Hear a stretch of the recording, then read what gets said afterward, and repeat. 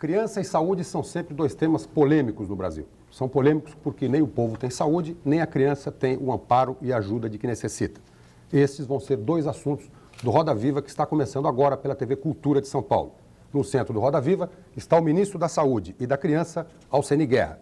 Lembramos que o Roda Viva também é transmitido ao vivo pelas TVs Minas Cultural e Educativa, TVE do Ceará, TV Cultura do Pará, TVE da Bahia, TVE de Porto Alegre e TVE de Mato Grosso do Sul. O ministro Alceni Guerra tem 45 anos, é gaúcho de Soledade, médico, pediatra e foi eleito por 2 vezes deputado federal. Agora responde pelo Ministério da Saúde e da Criança. Para entrevistar Alceni Guerra esta noite no Roda Viva, nós convidamos o doutor Júlio Abramzik, redator médico do jornal Folha de São Paulo, Neuza Serra, produtora de jornalismo da Rádio Nova Eldorado AM, Inês Quinaut, repórter do Jornal do Brasil, José Antônio Severo, jornalista da Gazeta Mercantil, Márcio Chaer, editor de política do Jornal da Tarde, Dr. Celso Guerra, médico hematologista e presidente da Associação Paulista de Medicina, Lucila Pinto, repórter do Programa de Saúde da TV Cultura, e Marco Damiani, repórter do jornal O Estado de São Paulo. Na plateia assistem o programa convidados da produção. Você que está em casa e quiser fazer perguntas por telefone, pode chamar 252-6525. 252-6525. A Shizuka, a Cristina e a Márcia estarão anotando suas perguntas. Boa noite, ministro. Boa noite. Foi inaugurado recentemente, há poucos dias, o primeiro SIAC do governo. E hoje, já à noite, nós estávamos ali até um pouco antes do Roda Viva, vendo o noticiário da televisão, e já havia reportagens dizendo que o SIAC abriu, mas não tinha material escolar, previa 16 médicos, só haviam 6, enfim. E aí a direção do SIAC foi lá dar explicações, não, as coisas vão entrar nos eixos e tal. Como é que foi isso? Ou seja, o SIAC vai ser mais uma obra pública para o governo exibir ou vai ser uma coisa que vai funcionar realmente? O SIAC, como todas as coisas boas que surgiram nesse país, nasce com uma oposição construtiva. No caso do SIAC, uma oposição feroz, uma oposição de vanguarda, uma oposição que não quis deixá-lo, no primeiro momento, sair do papel. Quando ele saiu do papel, não quis que ele recebesse dinheiro no Congresso Nacional. E agora tenta desmistificá-lo, ver pontos críticos, ver defeitos que não existem. Quem não quis, ministro? Eu tenho a impressão que, volto a repetir, até com um repto que eu lancei há pouco tempo, quem é contra o SIAC deveria passar uma manhã na Praça da Sé, uma tarde na Baixada Fluminense, no dia seguinte ir a Vitória, Salvador, Recife, ver a situação dramática do menino de rua. No Brasil são 7 milhões de crianças que não têm escola no primeiro grau. Desses 7 milhões, 10% estão na rua sem vínculo familiar. Não têm a mínima chance de serem cidadãos normais como os que estão aqui nessa sala. Ser contra o SIAC é tentar torpedear a única tentativa séria dos últimos anos de se cobrir esse fosso, de se ultrapassar essa barreira. São 7 milhões de crianças fora da sala de aula, 3 milhões que nascem todos os anos, a rede atual não tem condições de absorvê-los, e existe um artigo da Constituição, o artigo 227, que manda o governo, com prioridade absoluta, construir o SIAC. Quem quiser, folheie a Constituição do Brasil e verá, artigo 227, se o governo não fizer, o SIAC estará infringindo a Constituição. Agora, ministro, no caso de São Paulo, nós temos uma crítica por parte do governador Luiz Antônio Fleury, em que a distribuição dos SIACs, a distribuição geográfica, não estaria sendo feita de acordo com a demanda de crianças que precisam do ensino, mas de acordo com o apoio que esses prefeitos dariam, no caso de São Paulo, aos representantes políticos do presidente Collor, o seu irmão Leopoldo Collor, o Egberto Batista, o Euclides de Mello. É essa a crítica que tem sido feita aqui pelas autoridades de São Paulo. Eles não são contra os SIACs, mas contra o uso político da escola como moeda de troca. O governador Fleury conhece profundamente o presidente Collor e o ministro Alceni Guerra, e sabe que nós jamais faríamos isso. A demanda para a qual o SIAC está destinado é escola, saúde, pré-escola e creche, esporte, lazer, defesa dos direitos humanos. E o governador Fleury sabe perfeitamente que quem vai comandar o processo em São Paulo é o seu governo. A representatividade que os deputados têm é uma representatividade que tem que ser respeitada. Eles foram eleitos exatamente para poder apontar prioridades, para poder dizer erros que nós eventualmente estejamos cometendo. E nós vamos respeitá-los. E o governador também o respeita. O SIAC será construído em cima de parâmetros técnicos que o governador conhece, aplaude, quer SIACs. Ele entende que no estado de São Paulo o SIACs tem que se adaptar ao seu programa de governo e nós aceitamos. Afinal, é o governador eleito em São Paulo. Estamos discutindo com o secretário de Educação e vamos chegar a um consenso que beneficie o estado de São Paulo e toda a sua população. Ouvi agora há pouco, num jornal de televisão, a notícia de que o governo de São Paulo precisa de 10.000 salas de aula. Nós sabíamos disso, ele já tinha nos dito. E ouvi do governador Fleury a afirmação de que com as centenas de SIACs que nós temos propostos para São Paulo, ele pode viabilizar o seu programa. É o que nós queremos. E ouvi, Márcio, talvez a afirmação mais importante dele e que depois se repetiu na sexta-feira do governador Requião, que eu acho transcendental e que diz exatamente a importância do SIAC para a educação. Os dois disseram: com o dinheiro que nós vamos economizar na construção dos SIACs, que será integralmente custeado pelo governo federal, nós vamos melhorar a capacitação profissional dos professores e melhorar seus rendimentos de trabalho. É isso que nós queremos. O governador do Piauí afirmou a mesma coisa, o governador do Mato Grosso do Sul a mesma coisa.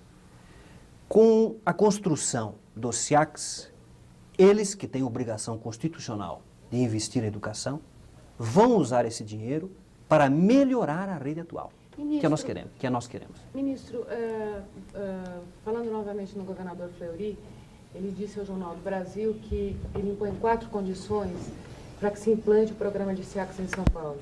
Eu queria saber do senhor se essas condições são aceitáveis para o Ministério.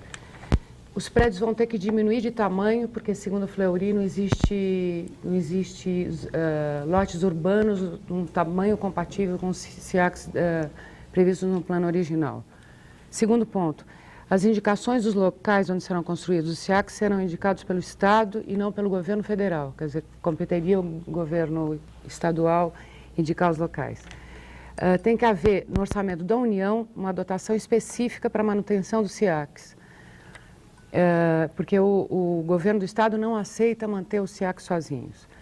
Quarto ponto, projeto pedagógico tem que ser do Estado. Em São Paulo, por exemplo, Fleury quer que se mantenham 3 turnos diários de 5 horas, com 2 refeições para cada turno. Os SIACs originais, eles prevêem uma jornada escolar de 8 horas. Queria saber se essas 4 condições ferem o plano original do SIACs, ou se o senhor está de acordo? Não ferem.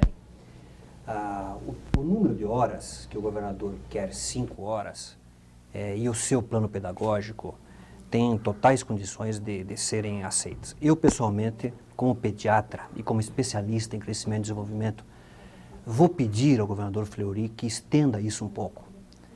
5 horas de sala normal de aula, e eu gostaria, como ministro da Saúde, ministro da Criança, e principalmente como pediatra, que fosse dado à criança paulista mais um tempo para a cultura, para o esporte, para a teleeducação, para a iniciação ao trabalho, para a integração comunitária. Isso é um pedido que eu vou lhe fazer, porque o plano pedagógico deve ser observado. Ele é um governador eleito em São Paulo, tem todo o direito de impor o seu plano pedagógico como qualquer outro governador. Mas eu vou lhe fazer esse pedido e vou fazê-lo pessoalmente nos próximos dias para que ele reconsidere e estenda um pouquinho mais, porque eu fui aluno de escola integral e sei o valor que tem aquelas horas adicionais dentro de uma estrutura, não na sala de aula, mas dentro da estrutura integral de apoio à criança. Com relação, eu tenho mais... tão longo, o senhor não acha que ficaria restrito para poucas crianças? porque só tem um turno de 8 horas, uma única jornada. Você chegou numa das razões fundamentais para se construir o SIAC. Porque parece que pelo mesmo preço, uma escola normal poderia atender 2.500 crianças. Não é essa conta que se deve fazer em relação ao preço. O preço baixo da criança brasileira na sala de aula hoje é um preço de 4 turnos, 2 horas e meia de permanência, o turno da fome. E nós não podemos fazer essa comparação, me permite. Eu vou pedir desculpa aos meus entrevistadores, eu sou enfático por natureza, não espero que seja tomado como um tom agressivo. Mas nós precisamos propiciar a essa criança horas a mais de permanência que o seu lar, 95% das crianças brasileiras hoje, vêm de famílias com menos de 3 salários mínimos de renda, que o seu lar não lhe dá. Ela não tem condições em casa de ter acesso aos instrumentos de capacitação que o SIAC pode lhe dar. E nós queremos oferecer, exatamente para esse contingente numeroso, uma oportunidade de preparação. Agora, faço questão de responder as outras 3 perguntas, porque o governador que pode estar nos ouvindo merece a consideração a respeito das outras 3 colocações. Tamanho do SIAC. É possível diminuí-lo, não num primeiro momento. Nós temos terrenos visualizados em vista para se construir do tamanho normal. Quando eles estiverem esgotados, por que não atender de imediato o governador? Claro, podemos atender de imediato. A localização. É evidente que a força determinante da localização é o governo do estado e os municípios como um todo.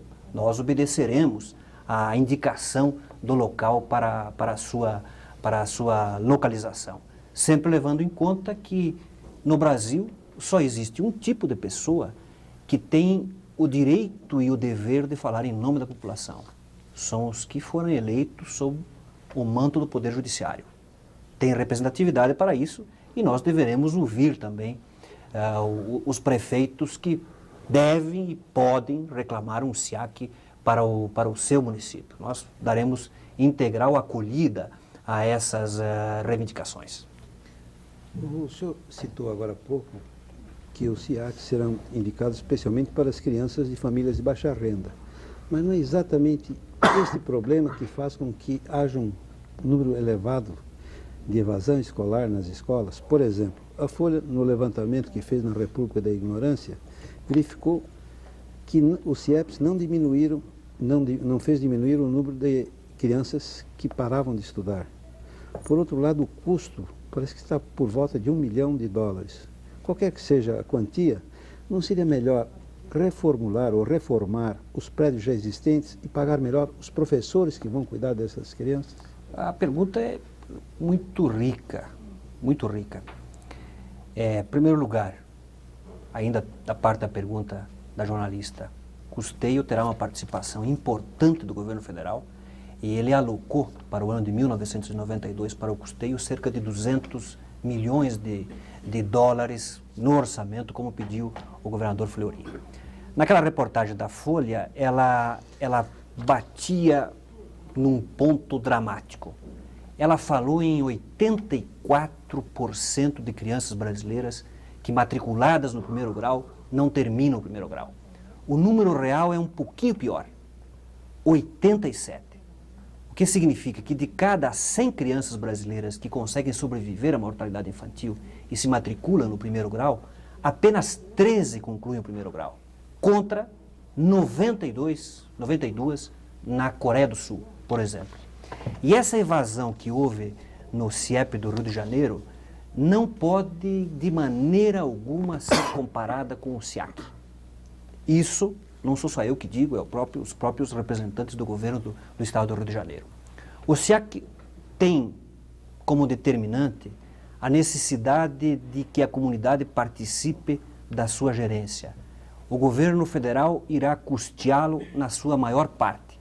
Tem um projeto pedagógico integral de esporte, lazer, cultura, que fazem uma amarração total do projeto. E eu espero que não tenha contra ele um novo poder executivo daqui a alguns anos para derrocá-lo, para levá-lo à lona. Eu espero que ele seja continuado. Não dá para comparar o SIAC com o CIEP, até porque, dentro das próprias palavras do governador Brizola, o SIAC seria uma escola integrada de segunda geração. Eu diria que o SIAC tem um CIEP dentro do seu projeto. E nós temos muito cuidado para não permitir que qualquer deslize possa afetar a operacionalização do SIAC. Temos a consciência clara de que temos que estabelecer uma maneira de administrá-lo em que o administrador se sinta responsável, possa ser cobrado e os seus parâmetros medidos, por exemplo, na evasão escolar. Os diretores do SIAC serão substituídos e a organização que o dirigem substituída porque consta no seu contrato uma evasão escolar máxima, que seguramente será menor que 10%. Se for atingido 10%, esse contrato com a organização será rompido. E essa análise da efetividade da gestão desse SIAC será feita pelo governo do Estado, pelo município, sob a orientação de normas gerais brasileiras feitas pela União. Neuza tem uma pergunta, por favor. Os professores estará à altura das responsabilidades também? A formação de mão de obra capacitada para os SIACs, inclusive professores, é a preocupação principal do professor Goldenberg hoje, que pediu ao presidente da República e obteve o direito de colocar o primeiro SIAC em cada estado dentro das universidades. Os trabalhadores dos SIACs, em todos os níveis, do seu diretor ao porteiro, serão treinados pelas universidades brasileiras. Ministro. Neuza, por favor. É um programa pedagógico diferenciado. Eu justamente ia fazer a pergunta do preparo desses profissionais. Como é que está se preparando isso para os SIACs? Porque, afinal, é um projeto diferente, são mais horas. Sim. A pedagogia da educação integral, ela não é nova no Brasil. Ela foi falada e implantada com uma certa tenacidade pelo professor Anísio Teixeira, na Bahia, há décadas. Se você olhar atentamente, as escolas tipo seminários, internatos, que fazem parte da própria tradição da nação brasileira, todos eram colégios ou escolas de tempo integral. E esse conhecimento da educação em tempo integral se enriqueceu com o passar dos anos. Então, falar em um novo modelo pedagógico, por causa do SIACs, talvez não seja o mais correto. É um aperfeiçoamento do que nós vivemos até hoje. E eu tenho certeza que nós temos conhecimento suficiente já para implantar em escala nacional essa pedagogia de tempo integral. É que o senhor falou justamente de uma tradição do período integral nas escolas, mas o senhor tem que entender que, no caso, normalmente as escolas de período integral são escolas para crianças de classe média, normalmente classe média alta. Quer dizer, os SIACs, no caso, seria uma educação integral para crianças carentes, no caso. Quer dizer, pensou-se nisso? Não acho que seja apenas para crianças carentes. Um SIAC localizado numa área onde eventualmente hajam crianças de classe média não pode ser elitista para recusar crianças da classe média. A criança de um salário mínimo, de família de um salário mínimo, tem o mesmo direito perante a Constituição que uma criança de 100 salários mínimos. E a diferença, não é diferença, as características da lotação em cada SIAC, quem vai frequentá-lo, deve ser uma preocupação, eu penso, do poder local, do prefeito municipal, da comunidade local, que sabe quem tem que frequentar ou quem não deve frequentar. O SIAC tem dentro de si uma unidade de defesa dos direitos humanos. Eventualmente, numa localidade onde haja uma agressão maior aos direitos humanos, poderá se dar prioridade à construção de um SIAC e ele será voltado para essa faceta naquela cidade, não para a alfabetização da criança pequena, por exemplo, só para lhe citar um exemplo. Mas o critério de lotação das crianças no SIAC, entendo que deva ficar o mais próximo possível do nível local de poder. Ministro, antes de passar para o Marco Damiani, eu gostaria de dizer que o senhor já respondeu anteriormente sobre a questão da aplicação do dinheiro do SIACs ao Adriano Antônio Del Corso, de São Bernardo do Campo. Marco Damiani, por favor. Ministro, o governo ao qual o senhor pertence, e notadamente o presidente da República, é muito afeito a gestos de propaganda, a gestos publicitários. O primeiro SIAC do país foi inaugurado na sexta-feira, por volta da hora do almoço.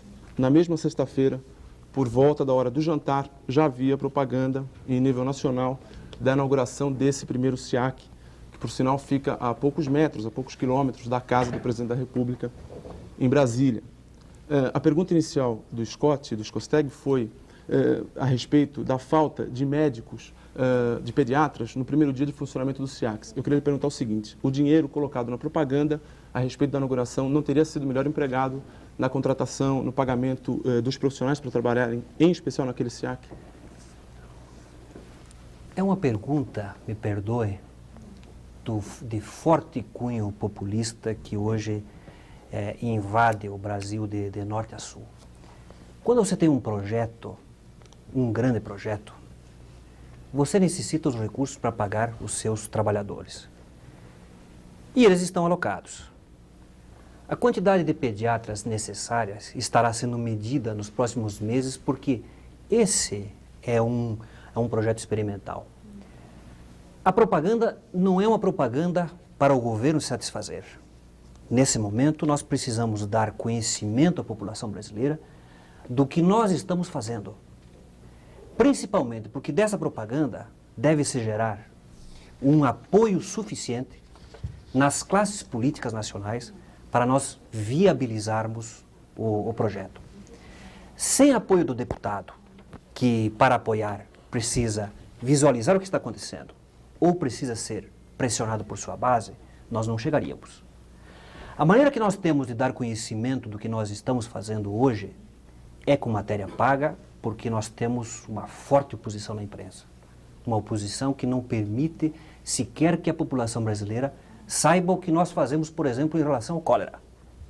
O combate ao cólera é um ilustre desconhecido de o que eu diria hoje uma epopeia dos trabalhadores de saúde no Brasil conseguindo segurar.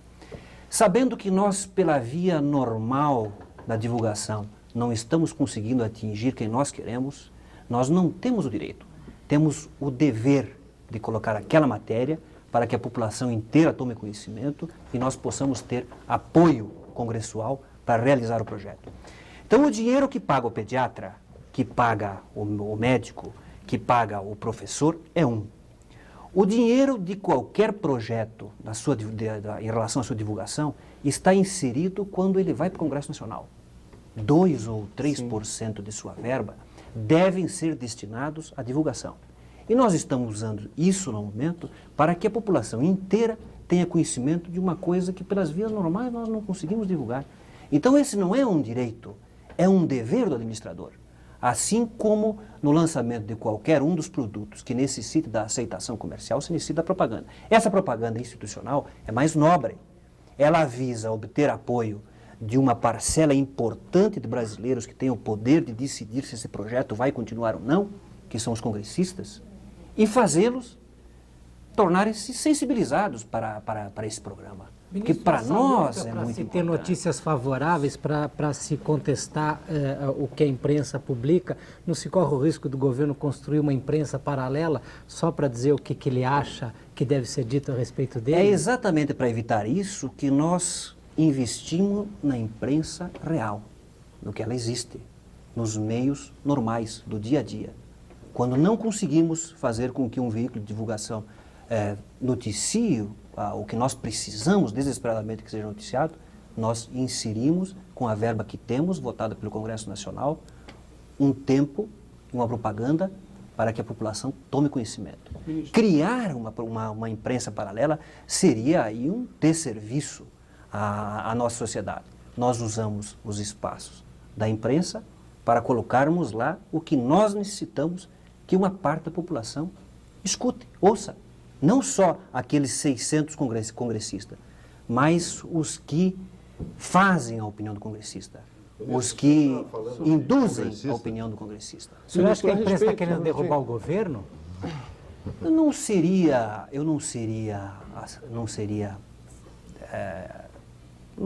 essa injustiça à imprensa. Você sabe, conviveu comigo na Constituinte, sabe o apreço que eu tenho. E o governo todo tem um grande apreço pela imprensa. Nós sabemos que a imprensa, e a imprensa com a sua liberdade total, é absolutamente necessária para nós termos a garantia do processo democrático, a garantia de que, havendo eleições livres, o governante será julgado e continuará exercendo o seu cargo, no caso do Poder Legislativo, ou a troca será feita por alguém que a população queira. O julgamento da população é feito através de uma imprensa livre. Mas eu me permitiria dizer, com todo o respeito que temos pela imprensa e por esse papel absolutamente necessário, nós que convivemos com o período autoritário, sentimos na época a falta dela, de que a imprensa começa a cometer os seus deslizes e os seus pecados quando ela tenta se transformar em poder. Quando ela precisa do seu meio para exercer sua influência, ela começa a correr o risco de desinformar para condicionar. E quando ela desinforma para condicionar, ela não está exercendo o papel que a sociedade gostaria que ela exercesse. Então existem extraordinários jornalistas no país, extraordinários órgãos de imprensa, e eu diria, tantos quanto bons, existem pessoas que esquecem o papel real que a sociedade espera da imprensa. Então essa tentativa de condicionar, ela é condenável como é condenável a corrupção no governo. Nesse sentido... E o aplauso para quem informa corretamente deve ser dado como se dá aos bons governantes. A informação de que o primeiro SIAC custou 1 bilhão e 200, quando o plano inicial é de cada SIAC não ultrapassasse os 500, os 600... Muito obrigado. Você acabou me dando o gancho do exemplo que eu precisava. O SIAC de Brasília custou exatamente o que o edital diz que devia custar. Um preço muito baixo. A imprensa colocou o preço de 3 milhões de dólares como custo do SIAC inicial, que na realidade era o custo da ampliação da fábrica para construir outros 50. E nós suamos durante 15 dias para tentar desmentir e não conseguimos. E eu me lembro de um jornal do estado que o senhor representa aqui, o Rio de Janeiro, que colocou na primeira página o SIAC de Canapi, há 30 dias. E até hoje eu não consegui que esse jornal, nem na sessão de cartas, desmentisse a construção do SIAC de Canapi. Então, esses dados é que são usados para condicionar governantes. No restante, Márcio, autor da pergunta, tenho profundo respeito desse ministro, desse cidadão brasileiro e de todo o governo Collor pelo papel da imprensa que nós achamos fundamental. Ela se perde quando tenta condicionar, desinformando, condicionar para exercer uma parcela de poder. Ministro, mas a respeito da pergunta anterior, eu queria agradecer a sua resposta, foi bastante objetiva. Em relação ao cunho populista da minha questão, eu devo lembrar que quem é candidato a presidente da República, ou candidato a vice-presidente da República, declaradamente é o senhor. Ministro, eu queria lhe fazer uma pergunta. Não, eu gostaria de responder aqui. Eu gostaria de responder aqui. Olha, em nenhuma ocasião da minha vida eu tratei desse assunto. Em nenhuma ocasião da minha vida me passou isso pela cabeça. Eu frequentei um jornal com essa pergunta.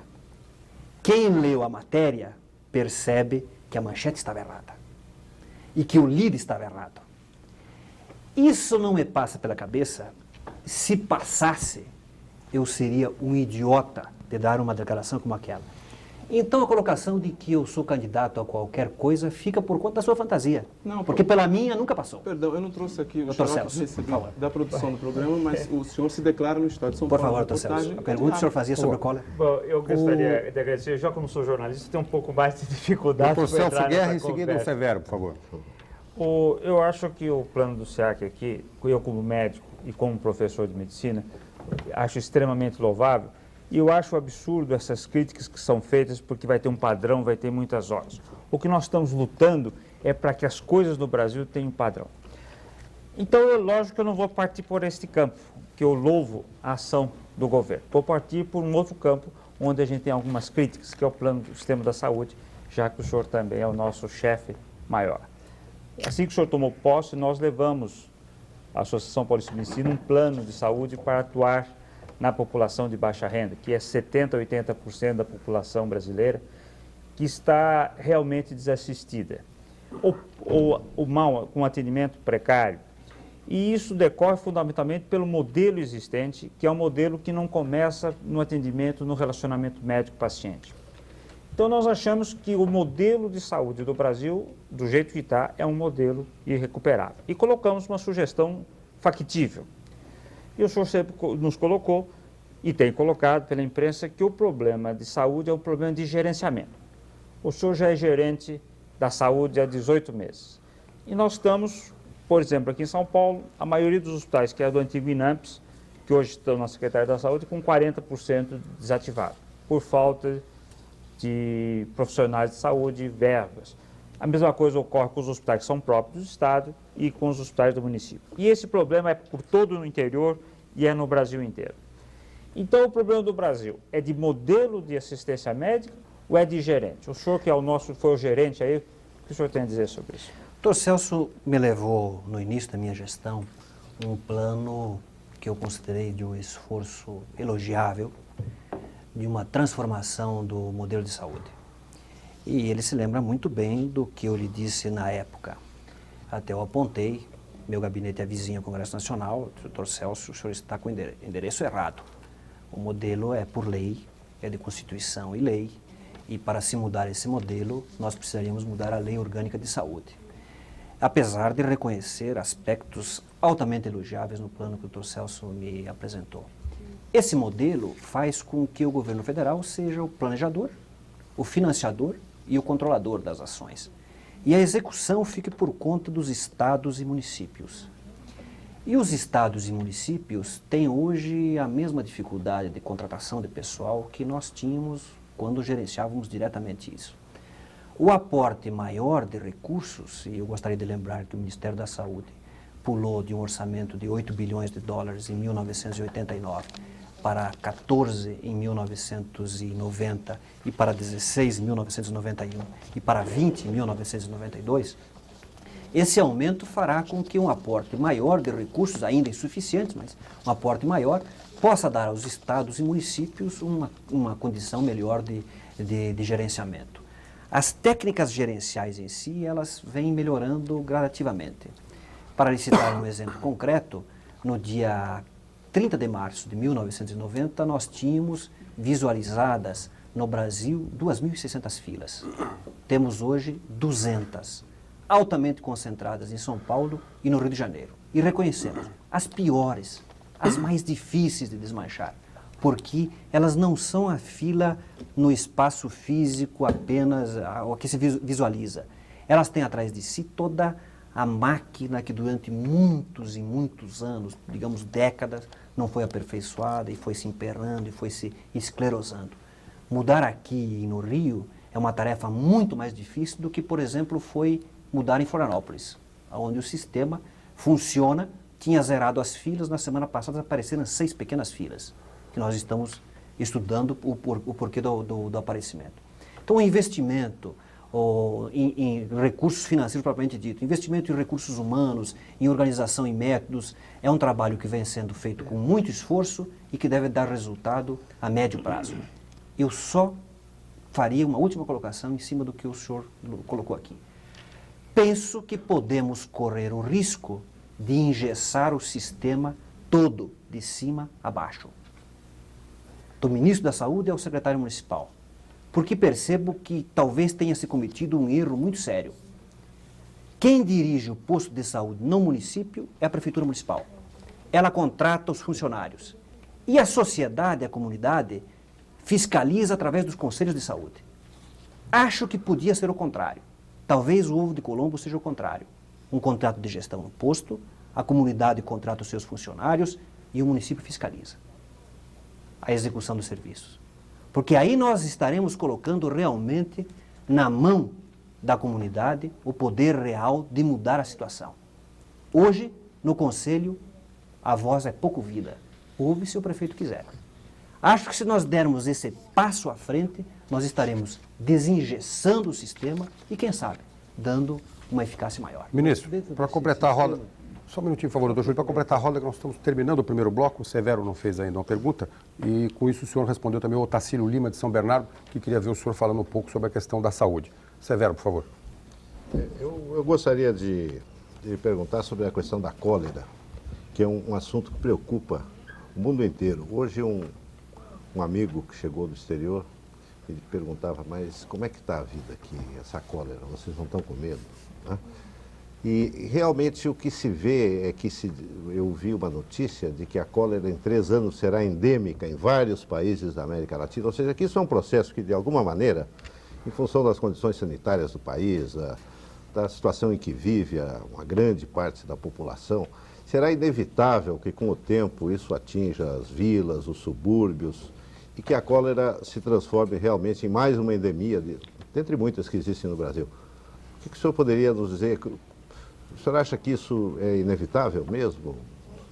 Eu estive em Manaus no sábado, reunido com o governador, o prefeito e depois com toda a equipe que trabalha sobre o cólera. Foi a 9ª vez que eu fui ao Amazonas depois que se iniciou o surto de cólera. E comecei e terminei a reunião dizendo aos trabalhadores de saúde que lá estavam a mesma frase: estou aqui para lhes agradecer e elogiar, e não criticar. No outro lado da fronteira, o Peru tem 300 mil casos de cólera. O Equador se aproxima dos 50 mil e a Colômbia dos 20 mil. Isso vai chegar aqui, então, não é isso? No Brasil, do lado de cada fronteira, do lado de cada rua, do lado de cada rio, existem 171 casos, 4 óbitos. O que significa dizer que quem criticou com estardalhaço, absolutamente corretas as estatísticas, são feitas conforme as normas da Organização Mundial de Saúde.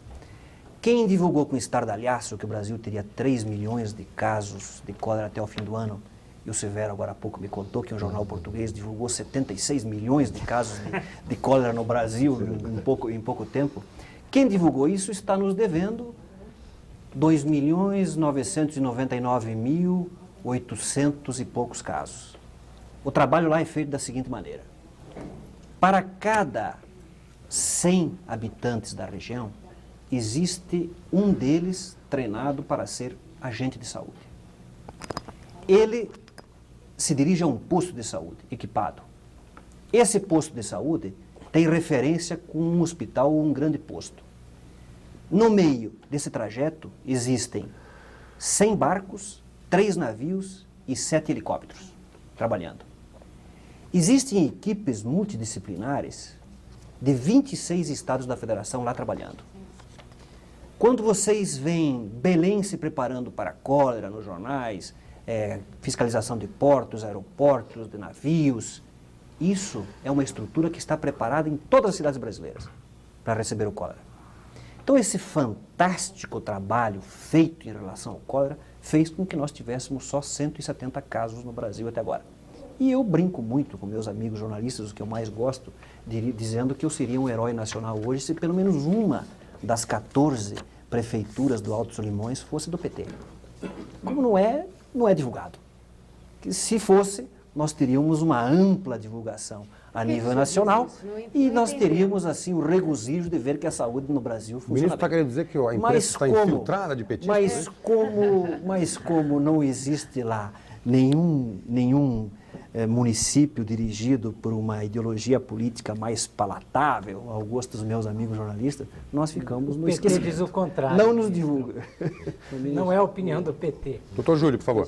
O senhor citou Belém agora. Houve uma época em que em Belém o sistema de água potável corria paralelo ao sistema de esgoto. E havia vazamentos de parte a parte, havia uma mistura. Não sei se ainda continua, mas se cólera começar lá... Doutor Júlio, o senhor pode ter certeza que as condições sanitárias no Brasil não melhoraram a ponto de o senhor poder se regozijar. Durante a década de 1980, o Brasil pagou 80 bilhões de dólares de sua dívida externa. Se tivesse sido destinado 20% para a saúde no Brasil, hoje nós não teríamos risco de cólera. Esses 80 bilhões de dólares que se foram e nunca mais voltam, fazem falta hoje no nosso desespero do dia a dia de ter que fazer coisas do Arco da Velha para evitar a cólera. Por exemplo, no Alto Solimões e Médio Solimões e Manaus, compramos 70 mil vasilhas de barro, lá se chama talha, de 10 litros, já distribuímos 26 mil, em cada uma delas o cidadão coloca dentro uma pastilha de cloro para poder tomar a água, porque a água tratada não existe. Se, ao invés de se remeter tanto dinheiro para fora, nós tivéssemos preparado num esgoto só a água de boa qualidade para o brasileiro, hoje nós estaríamos festejando. Isso não foi feito. E o senhor coloca aqui um exemplo dramático, que o senhor está indo longe. O senhor está indo a Belém. Muito provavelmente num bairro de São Paulo, em alguns bairros, o senhor possa encontrar o mesmo exemplo. Então, se correr atrás do prejuízo quando o cólera chegou, é algo dramático, mas que está sendo feito. Agora, precisa também se alavancar para o futuro um plano de saneamento que é fundamental para a saúde do brasileiro, para que nós não possamos, daqui a 20 anos não tenhamos outra epidemia de vinculação hídrica, como é a cólera, e de novo tenhamos que ir atrás do prejuízo. É preciso se fazer isso. Dengue, ministro? A ser um ministro da Saúde que cuida de saneamento e que cuida de criança, o senhor se sente um super-ministro pelas condições do país ou condições políticas? Como é que é? E o senhor que vai distribuir agora cestas básicas antes da LBA também? Ministro, o Vantuírio Souza Lima, de Caraguatatuba, também pergunta como o senhor se sente como ministro da Saúde, principalmente num país onde não existe saúde. Eu não me sinto nem de longe um super-ministro, até porque não tenho tempo para pensar nisso. Não tenho tempo em pensar na minha condição pessoal inserido dentro do sistema de poder. Meu regime de trabalho são 16 horas por dia, inclusive aos sábados. E às vezes uma pincelada no domingo. Isso me tira o tempo até das picuinhas políticas, da briga de poder, que existe em qualquer lugar do mundo e não existe conosco porque isso não faz parte do nosso dia a dia, não temos tempo para isso. Nisso da criança foi alguma coisa que eu recebi assim, um agrado muito especial, porque sou pediatra, especialista em crescimento e desenvolvimento, formado em pediatria social, e é muito significante para mim, significa muito ser ministro da criança. Distribuir cestas básicas não vem ao caso ainda, porque nós estamos dentro do governo reformulando toda a política de apoio aos desnutridos e devemos ter uma nova política nos próximos 30 dias, que será anunciada pelo presidente da República. Temos um grupo de trabalho em cima do assunto. Acho que o Ministério da Saúde deve ter um papel importante, porque ele sabe aonde estão os desnutridos. A partir de 1990, mede a curva de crescimento das crianças brasileiras e a curva de peso nos postos de saúde. E tem uma extraordinária rede descentralizada na mão do Estado e do município. E eu acredito que a descentralização da distribuição de alimentos é muito importante. E pelo meu gosto pessoal, nós distribuiríamos para os municípios, não os alimentos, mas o dinheiro para que eles possam comprar os alimentos na própria comunidade e distribuir à população. Ministro, alguns telespectadores se queixam da falta de medicamentos, principalmente medicamentos para combate ao câncer, etc. O Reinaldo Rocha, por exemplo, de Bauru, fala especificamente do câncer, e a Mirna Spalavani, de Campinas, pergunta por que o pedido de liberação da vacina de hemofilo-influenza, tipo B, continua retido no Ministério da Saúde. A vacina de hemófilos influenza, que é o nome científico, está em análise. Nós não podemos liberar um agente ativo, medicamentoso, sem todos os cuidados necessários. Eu acredito que nos próximos dias nós tenhamos uma posição definitiva sobre isso aí. A falta de medicamentos no Brasil, hoje, está restrita a algumas doenças. Por exemplo, existe um medicamento contra o glucantime, que é contra uma das nossas grandes endemias e que está em falta no mercado internacional. Em relação à tuberculose, existe falta localizada. Rio de Janeiro, em São Paulo, referente também à dificuldade de se importar os sais. Os medicamentos contra o câncer são muito caros e são de acesso exclusivo por receita médica. E nós compramos conforme a demanda, como aconteceu com a AZT. Estamos comprando AZT pela primeira vez, que é um medicamento caríssimo para os aidéticos, mas não podemos colocá-lo nas prateleiras de supermercados. Tem que ser de uso restrito e exclusivo sob a orientação médica. E muitas vezes a população se queixa dessa falta, mas só encontra nos lugares especializados. A melhor maneira de dirimir essas dúvidas é procurar o secretário municipal de saúde e perguntar por que não está tendo o medicamento. Ele nos acionará e nós abasteceremos. Ministro, no primeiro bloco nós falamos muito sobre SIACs, um pouquinho sobre saúde. E uma coisa que me deixou impressionado, eu recebi vários telefonemas, imagino todos de donos de hospitais, porque todos dizem a mesma coisa. Então eu começo com o doutor Luiz Antônio Carvalho de Conchal, São Paulo. Ele diz: o senhor, sendo um pregador da moralidade pública, considera moral estar no dia 21 de outubro, sem termos recebido, termos, diz o doutor Luiz, o serviço efetivamente prestado aos segurados em agosto? Dr. Carlos Eduardo Ferreira, presidente da Federação Brasileira de Hospitais. Ele faz um longo arrazoado. Até hoje, dia 21, o INAMPS não pagou aos prestadores de serviços da Previdência Social os 160 bilhões relativos às internações hospitalares de julho e agosto, enquanto os 100 bilhões de serviços ambulatoriais foram pagos com 12 dias de atraso. Ele fala dos hospitais privados brasileiros, pergunta qual expectativa podem ter os hospitais diante da notícia de que a previsão de arrecadação da Previdência em outubro de 1,4 trilhão ficou em apenas 830 bilhões, sendo que só para benefícios e pensões foram gastos 960 bilhões, com um rombo de 160 bilhões de cruzeiros. Ronaldo Albuquerque, de Belo Horizonte, Minas Gerais. Com a construção do SIACs gastando milhões de dólares, o ministro sabe que o Ministério da Saúde não pagou até agora a autorização de internação hospitalar que teria que ser pago no dia 15 passado. Laércio Monei, de Birigui, São Paulo. Por que não foi pago ainda o faturamento de agosto para as internações? Flaviano Ponches, de Duartina, São Paulo. Por que não são pagos os serviços médicos no interior? Mês de agosto até agora não foi recebido. Ivânio Silva, de Rio Negro, Santa Catarina. As internações de agosto não foram pagas. Antônio Silva do Centro, aqui de São Paulo. Os hospitais vão deixar de atender o INPS por falta de pagamento do mês de agosto. Luiz Plínio Toledo, também de São Paulo. Os hospitais estão sem receber as internações do mês de agosto. Não vão deixar de atender nada. Isso aí, essa crítica... Eu vi que eles estão todos atentos, ouvindo o programa. Agressiva agora, desconsidera o que foi feito até hoje. Quando eu assumi o Ministério da Saúde, em 15 de março de 1990, e está aqui o Dr. Celso Guerra para comprovar isso, não havia sido pago o mês de dezembro. Em maio, nós colocamos em dia. E nunca mais atrasamos um dia. Nunca atrasamos um dia. Essas contas de agosto que eles se referem é do contrato que deveria ser pago em novembro e nós antecipamos 30 dias para pagamento em outubro e vamos chegar no dia em que pagaremos no mesmo mês, nos próximos 3 ou 4 anos. O pagamento dessa fatura era o dia 10 de outubro. E a resposta está aí num dos telefonemas. O Ministério da Previdência, no mês de outubro, não arrecadou. Todo o procedimento burocrático foi feito em dia pelo Ministério da Saúde. As faturas estão no Banco do Brasil desde o dia 9. Não há caixa para pagar porque o sistema não arrecadou.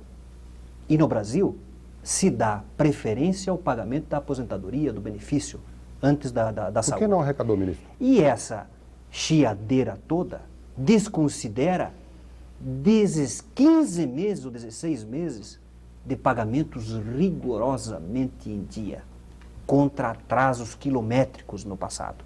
De repente ficaram mal acostumados a receber em dia, ministro? Soube hoje que o Ministério da Economia está descontingenciando o dinheiro para colocar no Banco do Brasil nas próximas horas e se pagar.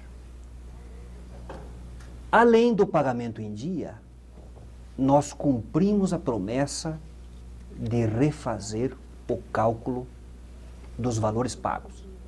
E esses dias eu perguntava ao jornalista, há quanto tempo você não ouve crítica contra o pagamento de qualidade e quantidade, quer dizer, em dia e o quanto aos hospitais brasileiros? Já até esqueci. Passamos 1 ano e meio sem ouvir as críticas. De repente, por uma coisa que eles sabem, não está ao alcance do ministro da Saúde, o contribuinte brasileiro não pagou.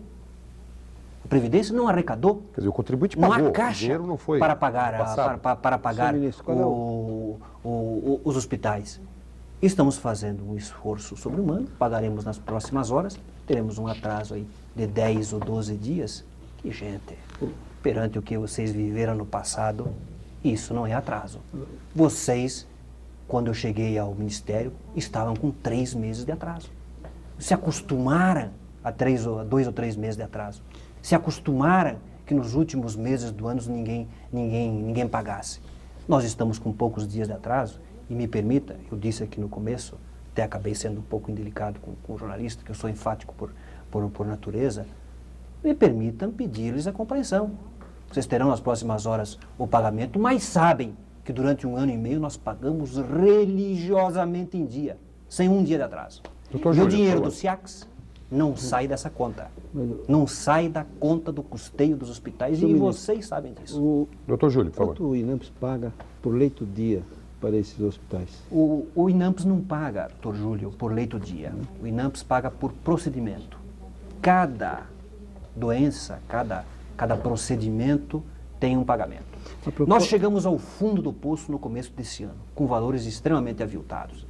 Eu prometi a eles que até agosto nós refaríamos. Refizemos. Fomos tomados de surpresa por uma inflação elevada agora, que vai corroer os custos de novo.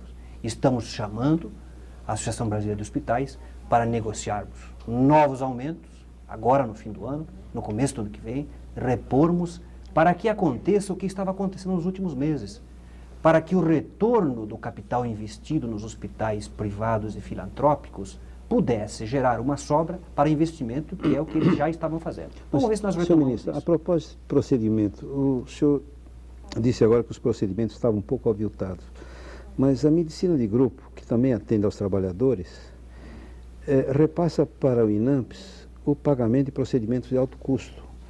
O Ministério da Saúde tinha, até novembro de 90, gasto 2 bilhões e havia uma programação para gastar este ano 12 bilhões e meio de dólares em procedimentos de alto custo, cirurgia cardíaca, transplantes e outras cirurgias, queimados. Por que a medicina de grupo fica com filé mignon e o INAMPS fica com osso? Doutor Júlio, seus números de investimento em dólares não batem muito com os meus. Depois, eu acho que pessoalmente nós temos que fazer uma revisão disso. Eu posso ceder para o senhor. Mas essa é uma acusação antiga que se faz contra... do jornal o Globo. O que não significa... não significa necessariamente a verdade. Não, nada contra o Globo. Eu estou vendo a manchete. E só diz que era 12 bilhões e meio. 12 bilhões de serviço médico de alto... Não. De alto risco. Pode. Há erro na manchete. Com certeza a manchete está errada e o texto correto. 12 bilhões de dólares foi o que o Ministério da Saúde gastou no total em 1990, em tudo, ações coletivas, individuais. Eu diria, procedimentos de alto custo devem estar por volta, mensal, por volta de 1/1000 disso. 12 milhões mas mesmo de assim, dólares. por que a medicina de grupo repassa para o INAMPS esse... Em relação à medicina de grupo, e isso é muito comum acontecer nos jornais brasileiros, às vezes até por um erro de impressão na hora da manchete. Agora. 12 bilhões de procedimento de alto custo, um pouquinho exagerado. Normalmente dentro a gente já percebe o equívoco e a correção da matéria. Eu sinceramente acredito que o Globo, nesse caso, se equivocou na manchete, talvez no texto também. No B para o M. O Ministério da Saúde vai destinar 12 bilhões e meio no próximo ano. Eu não sei, a moça que cobre o Globo no Ministério da Saúde, cobre o Ministério da Saúde para o Globo, é uma moça atenta. Então, talvez seja um deslize que nós precisamos corrigir no futuro. Bom, a pergunta crucial sua foi em relação à medicina de grupo. Medicina de grupo... Não, o repasse. Faz parte de um conjunto de atividades, digamos, privadas ou semi-privadas em saúde, que atendem cerca de 30 milhões de brasileiros. Nós temos capacidade instalada no serviço público para atender até 100 milhões de brasileiros. Temos um gap aí de mais 20 milhões que nós precisaríamos que seguro-saúde, medicina de grupo, Unimedes, principalmente Unimedes, que tem avançado muito nisso, pudessem atender para que nós, tendo uma clientela de 100 milhões, que não é coisa pequena, para a saúde individual, pudéssemos dar uma saúde individual condizente para 100 milhões e dar saúde coletiva para todos os brasileiros. Eu acho que é uma discussão muito boa, que nós temos que fazer com a sociedade no ano que vem, remeter para a Constituição de 93, essa divisão de tarefas, digamos, propiciando que tenha acesso ao sistema de saúde dentro da hierarquização, dentro da regionalização que propõe o Sistema Único de Saúde, a outras atividades, digamos, de outra natureza, que possam nos ajudar a enfrentar esse caos que hoje é a saúde individual, a parte assistencial. Mas é algo muito conflitado e que necessita de uma discussão muito profunda para que, uma vez implantado o sistema, não gere por si só uma posição que possa destruí-lo. Ministro, por favor. A sua família confiam no INAMPS? Tem um plano de medicina de grupo ou vão a médicos particulares quando precisam? Eu, durante toda a minha estada em Brasília, tive meus filhos atendidos pelo serviço da Câmara e pelo Hospital Regional da Asa Norte, que em Brasília representa o INAMPS. Era perto da minha casa, as emergências eram atendidas no Hospital Regional da Asa Norte e as crianças no seu atendimento de rotina pela Câmara. Quando eu precisei de cirurgias eletivas para minha mulher ou para alguém da família, eu recorri aos serviços privados, porque é algo que eu posso ter acesso pelos meus rendimentos de capital e trabalho, e eu achei que, no caso, numa correção estética facial de um acidente de automóvel que minha mulher teve, não deveria onerar o serviço público. Era uma decisão pessoal nossa de refazer o estrago do acidente, e eu paguei do meu bolso. Quero dizer que paguei caro pra caramba e senti na pele o que dói ser cliente privado, apesar de ser médico. Foi muito caro.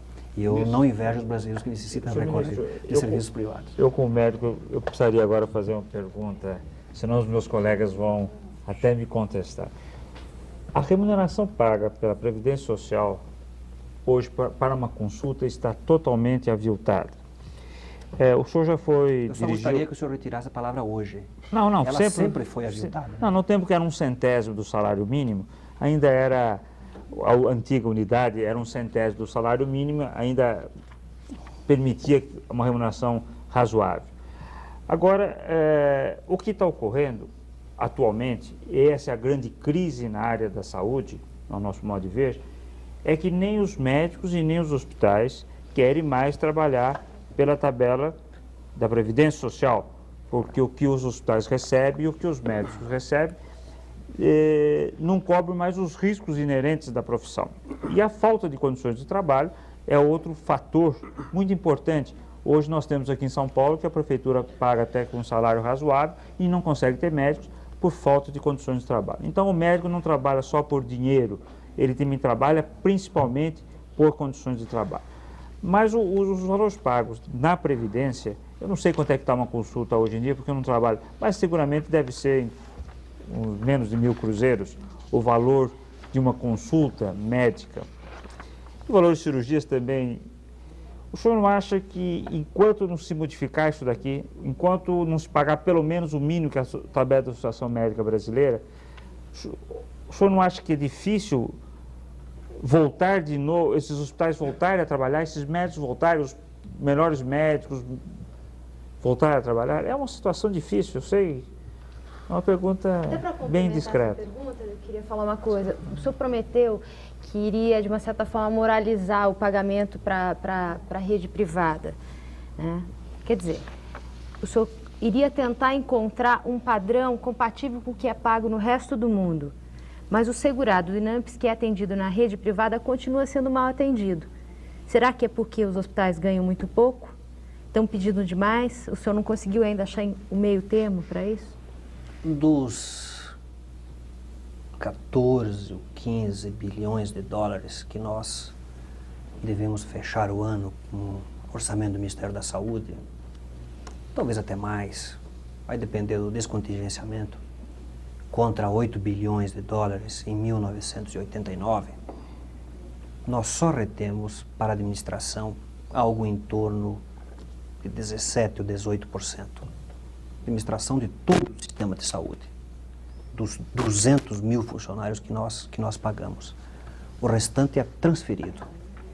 E esse aporte a mais dos últimos tempos, dos últimos meses, dos últimos 18 meses, seguramente se refletiu numa melhora das condições de pagamento. Conseguiu encontrar A melhora absoluta, como gostaria do Dr. Celso, de chegarmos a padrões internacionais, depende da melhora das condições do país. O presidente está cumprindo a sua promessa de chegar a 6% do produto interno bruto investido em saúde por parte do governo federal, mais 4% pelos estados e municípios. Nós já vamos fechar esse ano com quase 4%. O ano que vem chegamos quase a 5% e vamos chegar nos 6% antes do fim do governo. Agora, para darmos as condições que o Dr. Celso gostaria, que do PIB, do Produto Interno Bruto, para darmos as condições, necessitaríamos ter um país mais rico, um país que produzisse mais receita para termos os padrões internacionais. Enquanto isso não acontecer, nós estaremos, por parte do governo, com valores inferiores. Só há uma saída: incorporarmos novas entidades financiadoras, outras entidades. E eu cito o esforço que faz agora o governo do Estado de São Paulo para elevar o investimento em saúde. Os investimentos em saúde que o governo do Estado de São Paulo falava no governo passado, de 11%, na realidade, tinha 6% incorporado dos repasses do próprio governo federal. É preciso que os governos dos estados cheguem nos 10%, sem contar a parcela recebida por parte do governo federal. Coisa que o governador Fleury entendeu e está aumentando. Mas temos estados críticos. O Rio Grande do Sul, por exemplo, passou 4 anos investindo menos de 2% em saúde. Aí não é possível. Enquanto o financiamento for único por parte do governo federal, nós não teremos uma saúde de boa qualidade. É preciso que as partes sejam iguais. Então ficou difícil encontrar um pagamento justo para os hospitais. O pagamento só será justo, merecido, por parte dos trabalhadores de saúde, quando houver um investimento proporcional de todos os níveis de governo. Quer dizer, o governo federal está puxando rapidamente a corda, vem puxando muito os investimentos. Pelo muito que havia de fazer, ainda não aparece muito, mas nós estamos puxando. E esperamos que os governos dos estados cumpram a promessa de investir bastante também. Porque o segurado continua sendo mal atendido. O segurado não existe mais para o sistema de saúde. O antigo segurado, ele continua... Não existe. Depois da Constituição, qualquer cidadão brasileiro tem o mesmo direito perante a saúde. E aí que vem o problema. Um sistema que atendia 30 milhões de segurados, de repente tem que atender 120 milhões de pessoas. 90 milhões das quais não eram seguradas e que entraram agora no sistema. E eu acho que nós estamos dando conta do recado. Eu vou lhes fazer, para vocês que criticam, vou lhes fazer um repto. Nós vamos ficar aqui sentados 90 minutos. Durante esses 90 minutos, 200 mil pessoas vão ser atendidas pelo Sistema Único de Saúde. 700 milhões de atendimentos por ano no Brasil, que o governo federal paga. 15 milhões de internações. Dessas 15 milhões de internações, se nós tivéssemos 10% de reclamação, 1,5 milhão de reclamações, a casa caía. O esforço que é feito pelos médicos, pelos hospitais, pelo governo, para atender 15 milhões de internações, para vacinar 200 milhões de vezes por ano, e quero revelar aqui aos senhores que a Organização Mundial de Saúde nos deu um prêmio, reconhecendo como o país que mais avançou em vacinação em 1990. Enfim, 700 milhões de vezes por ano, um cidadão brasileiro vai ao Sistema Único de Saúde e é atendido. Pagamos pouco? Talvez seja pouco. Ministro, mas pagamos. Tem uma questão. 700 milhões de vezes por ano, um cidadão brasileiro vai ao Sistema Único de Saúde e é atendido. E qual é a qualidade do atendimento? Exatamente, a qualidade desse atendimento. É muito bom em alguns setores. Vou lhe citar, por exemplo, o setor de cirurgia cardíaca. Não deve nada a nenhum país. Mas isso é raro o cardíaco. Muito bom no atendimento de procedimentos de alto custo que o senhor revelou aqui. E começa a ser espetacular no atendimento primário à saúde, porque os municípios estão atendendo. Como lhe disse, a Organização Mundial de Saúde nos deu um prêmio através da Unicef, país que mais avançou em vacinação em 1990. Partimos de uma cobertura de 50% para uma cobertura de 92% em média das nossas crianças. E a organização dos serviços coletivos de saúde vem se dando num crescente tal que todas as nossas endemias, no presente momento, com uma dúvida, a raiva, porque na semana passada 190 índios foram atacados por morcegos no sul do Pará, e nós não sabemos quantos podem ter adquirido a doença. Com essa exceção, todas as outras endemias, no presente momento, estão em queda. Vocês não sabem por quê? Porque não divulgam. Chegou o verão. A imprensa não divulga. A imprensa não divulga nada do que é bem feito. Mas, ministro, é uma Eu vou lhe questão de citar um exemplo estação de aqui ano, não é também? do seu jornal. Levei uma moça do Jornal do Brasil comigo a Tabatinga. Ela ficou um dia, andou de helicóptero, de barco, viu os agentes de saúde, ouviu um índio ticuna, que é agente de saúde nosso, treinado, dizer o seguinte: ministro, eu quero lhe agradecer porque com o seu soro eu salvei o meu irmão. Com o remédio de homem branco eu tomei a aveia do índio e salvei ele da cólera. A moça fez uma matéria belíssima, muito bonita. Uns dias depois eu cobrei: mas fulana, nem uma palavra? Não valeu a pena lhe levar? Se o editor não acreditou que o governo possa estar fazendo uma coisa tão boa. Então, gente, não se sabe o que acontece em saúde no Brasil porque os senhores não divulgam. Ministro, Só divulga, a saúde só é divulgada a hora que há morte. A hora que não há morte por cólera, ela não é divulgada. Ministro, desculpe, eu vou ter que lançar a mão aqui de uma coisa que está fora de moda, mas é importante, que eu chamo Poder de moderador. centralismo democrático. Severo está horas querendo fazer uma pergunta, depois a Inês, depois a Neuza, por favor. Bem, então eu vou fazer a minha pergunta, é um pouco diferente do tema que nós estamos falando, mas tem a ver, porque nós estamos falando de uma União Federal literalmente quebrada, né? Se vê pela queda de arrecadação, o senhor fala da participação do orçamento do Ministério no PIB, e o PIB está caindo, nós somos um país numa recessão muito profunda e uma boa parte dessa recessão se deve à falta de recursos do governo federal, que sempre foi quem comandou o investimento no Brasil. E o governo vive um impasse, realmente, porque ele, em função da Constituição, não tem como fazer as reformas, que se propôs, não tem como aumentar a sua arrecadação concretamente, e o governo, na verdade, está paralisado diante do Congresso Nacional, que o senhor tanto citou aqui. O senhor acredita que há alguma possibilidade concreta de reverter isso para que haja mais recursos, enfim, para que a União possa cumprir os seus compromissos e os seus projetos? Severo, o presidente Collor trabalha com 3 frentes fundamentais. E ele nos incute isso todos os dias. Eu estive no sábado de manhã num despacho privado com ele, durante 2 horas inteiras, sem nenhuma interrupção. E pudemos ir fundo em todas as questões, inclusive nesses 3 pontos fundamentais que ele se refere. Dentro desse seu plano de reorganização do Estado brasileiro e de reativação de todos os aspectos da nação como ele quer reativar, tem 3 frentes que ele preza muito. Reforma tributária, para nós eliminarmos a inflação. Hoje, o país, o governo federal, não arrecada o suficiente para os seus compromissos, e isso decorreu de equívocos legais, inclusive da Constituição. O governo está isolado, não, ministro? Então, a reforma tributária, que está inserida no emendão, a renegociação da dívida externa, em pleno andamento, o ministro Marcílio, contatos constantes, acho que se avançou bem nesses entendimentos. E o terceiro, as privatizações, que significa a diminuição do tamanho do Estado. Vocês mesmos sabem o que é difícil qualquer uma delas. A reforma tributária terá que ser negociada arduamente no Congresso Nacional.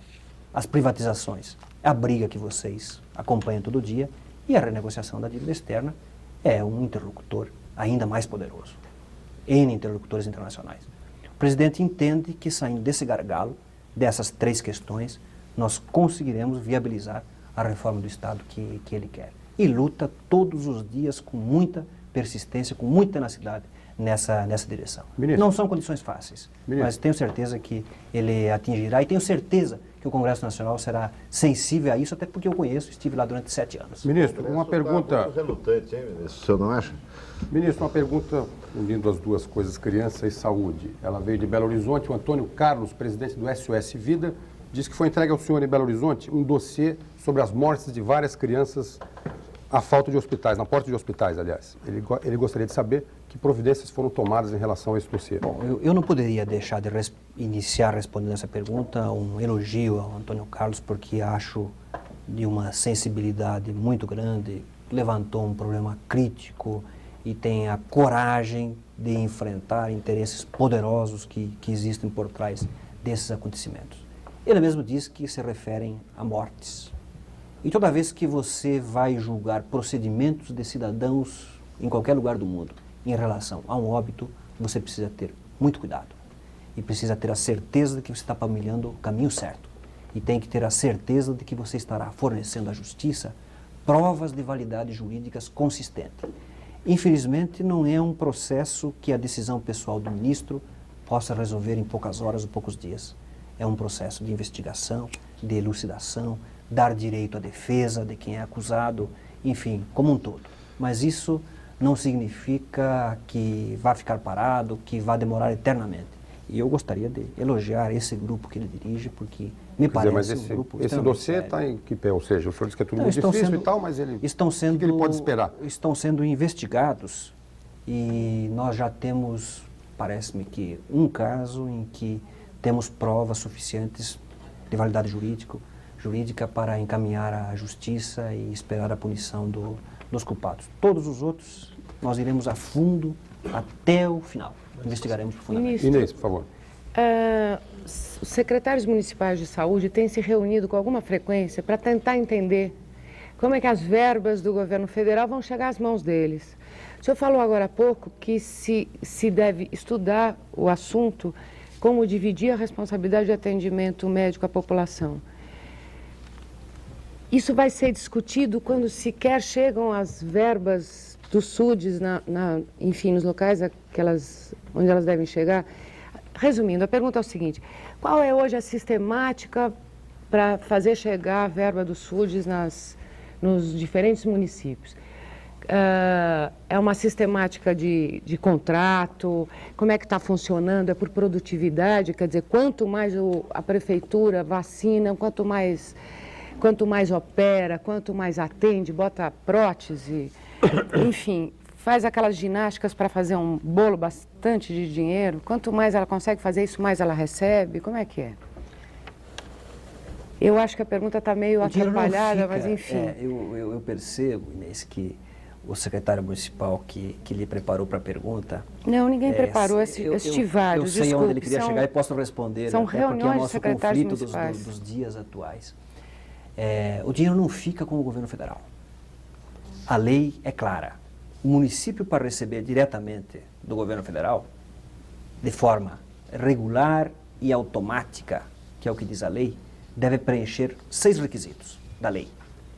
Quando ele não preenche, nós devemos passar ao governo do estado, que o repassa para o município. E nós não ficamos com um centavo, repassamos para o governo do estado, que repassa ou não aos municípios. Há alguns conflitos. O conflito mais importante, e que nós vamos ganhar essa parada, eu quero dizer a todos os secretários estaduais que não adianta, nós admitimos discutir a forma, mas não a essência, é pagar por produtividade. O serviço público brasileiro precisa aprender a produzir. Nós não vamos voltar atrás do pagamento por produtividade. Não é a lei da fraude? Podemos discutir as formas. E uma forma que os secretários municipais me apresentam, que eu gosto muito, é de se pagar não pelo atendimento individual, mas se pagar a mais a produtividade pelos resultados coletivos. Por exemplo, o posto de saúde atende, digamos, em Cubatão, 100 mil pessoas por ano. Acho que não deveríamos pagar os 100 mil atendimentos de uma forma pura e simples.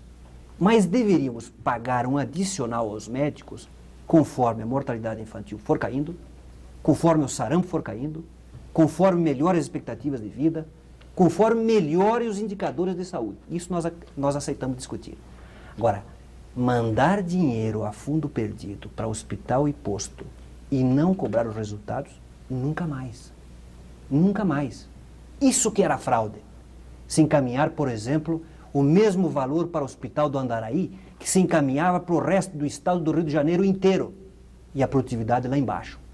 Essa é a fraude contra a população brasileira. Mas quando se... Pagar por produtividade, discutindo os parâmetros, significa obrigar o serviço público a produzir.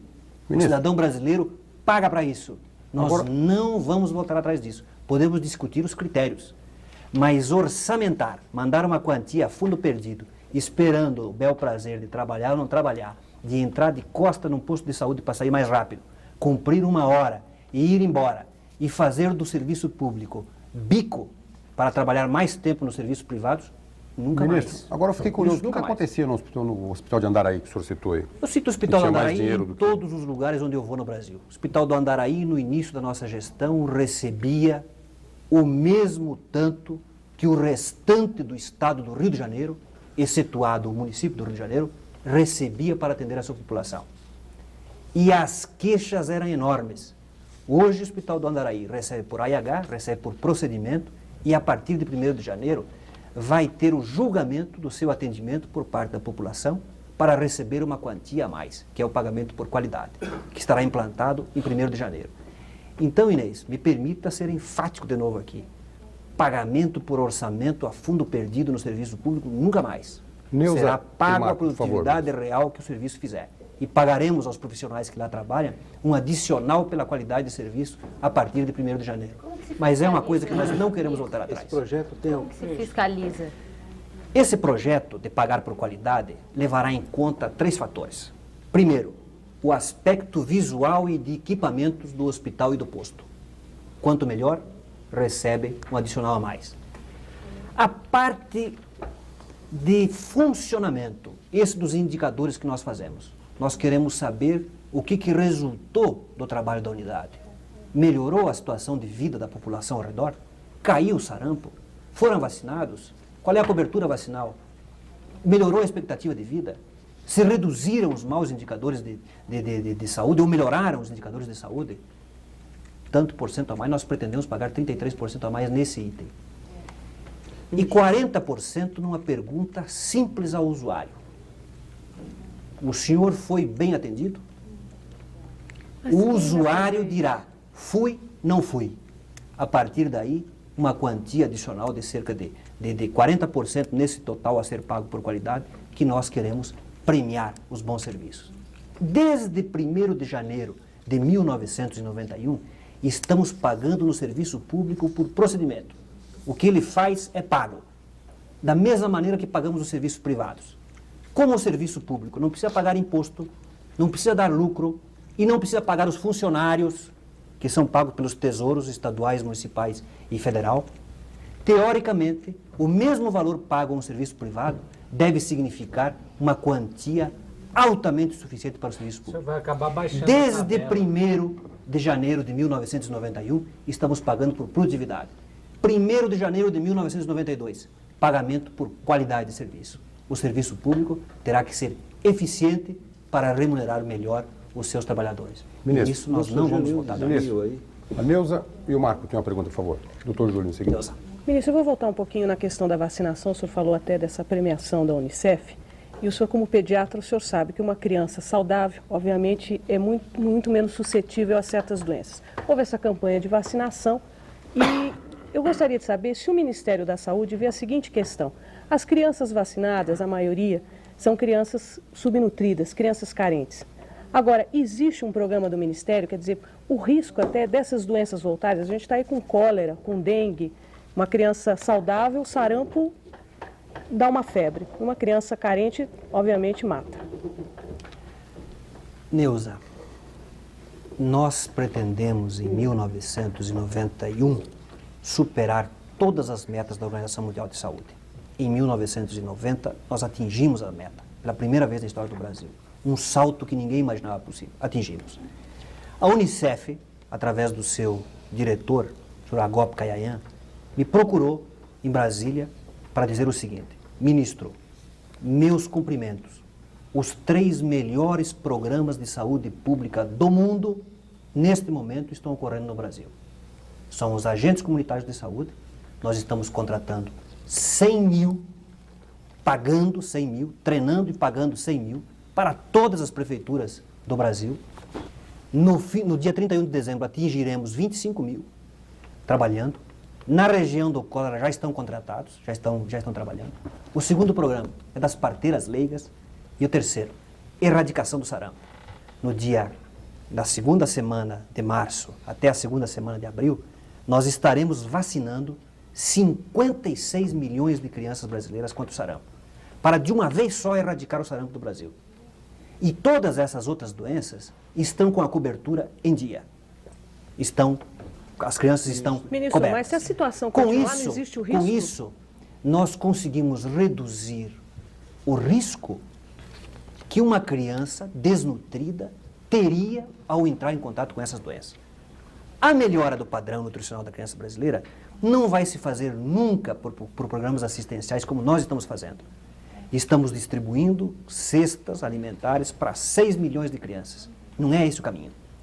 O caminho é a mudança do modelo agrícola, a mudança do modelo econômico, para que a renda familiar possa dar à criança as suas condições de nutrição. Enquanto isso não acontece, temos que apagar o incêndio. O senhor está no governo, por que isso não acontece, ministro? Eu estou no governo há 18 meses. Este é um problema de séculos no Brasil. De Você acha que está erros mudando mas o se modelo agravou, agrícola? se agravou, da ministro. mudança, Por exemplo? do modelo econômico. O modelo agrícola foi induzido a partir do início da década de 70 para um modelo exportador. Ele propiciou a redução do número de pequenas propriedades, porque elas se agregaram a grandes propriedades para produzir em massa alimentos para exportação, e fizeram duas coisas perversas. Primeiro, se reduziu proporcionalmente, não no absoluto, porque no absoluto a produção de alimentos aumentou, se reduziu proporcionalmente a produção de alimentos para o consumo do cidadão brasileiro. E segundo, colocou na periferia das grandes cidades um contingente de brasileiros que lá pouco produzem e pouco consomem, em termos de alimento.